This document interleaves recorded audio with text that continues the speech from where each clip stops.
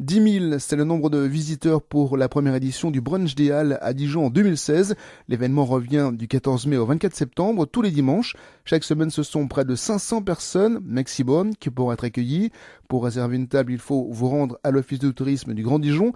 Parmi les nouveautés cette année, la cave du brunch. Hugo Sastre. Pour David Zoudas, le cuisinier ayant participé à l'organisation du brunch, cette cave était dans la logique de l'événement. Ça fait partie de notre métier, ça fait aussi partie de ce qu'attendent les clients, et puis aussi par rapport au climat de Bourgogne et à la future cité de la gastronomie, c'est forcément en résonance et ça crée du lien, parce que l'idée c'est de programmer aussi la venue de vignerons, des dégustations, créer de l'événement et puis aussi de l'intérêt pour les brunchers. Et cet intérêt est suscité par de nombreuses animations. Patrick Loba s'occupe de la cave du brunch et il nous détaille les animations.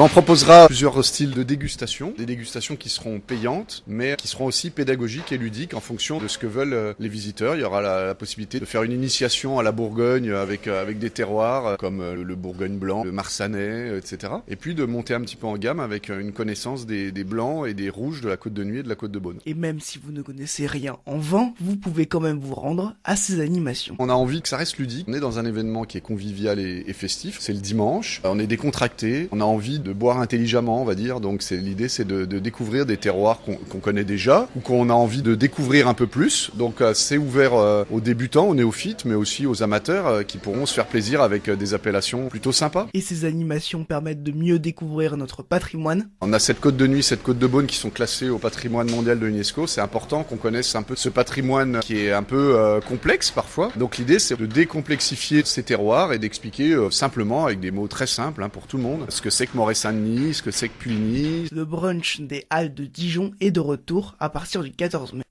Et pour rappel, la consommation de vin doit toujours se faire avec modération.